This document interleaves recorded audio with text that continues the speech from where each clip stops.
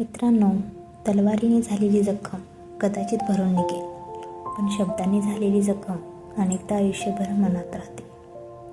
नमस्कार मित्रांनो, तुम्ही पाहत आहात शोभा इन्स्पायर हे चॅनल.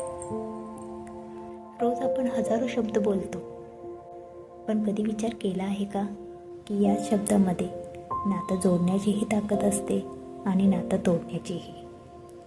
एक प्रेमळ शब्द एखाद्याचा दिवस सुंदर बनवू शकतो, तर एक कठोर शब्द एखाद्याच्या मनात कायमची वेदना निर्माण करू शकतो.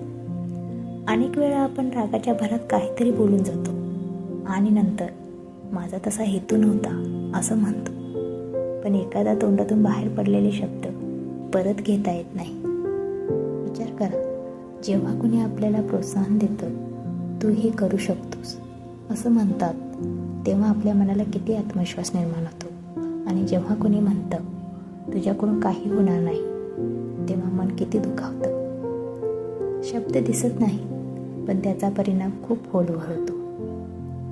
काही लोक नाती जपण्यासाठी मोठमोठ्या भेटवस्तू देतात, पण कधी कधी प्रेमाने बोललेले 2 शब्द त्यापेक्षा जास्त मूल्यवान ठरतात. आई वडिलांशी बोलताना, मित्रांशी बोलताना किंवा कोणत्याही व्यक्तीशी बोलताना आपले शब्द कसे आहेत याकडे लक्ष द्या.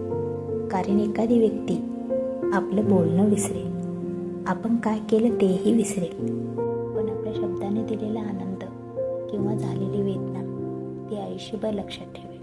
म्हणून बोलण्यापूर्वी एक क्षण विचार करा, हे शब्द कोणाचं मन जिंकतील की दुखावतील. लक्षात ठेवा मित्रांनो, शब्दांना आवाज असतो, पण त्यांचा परिणाम मनावर होतो. म्हणून शब्द जपून वापरा, कारण ते नातं निर्माण करूही शकतात आणि संपवूही शकतात.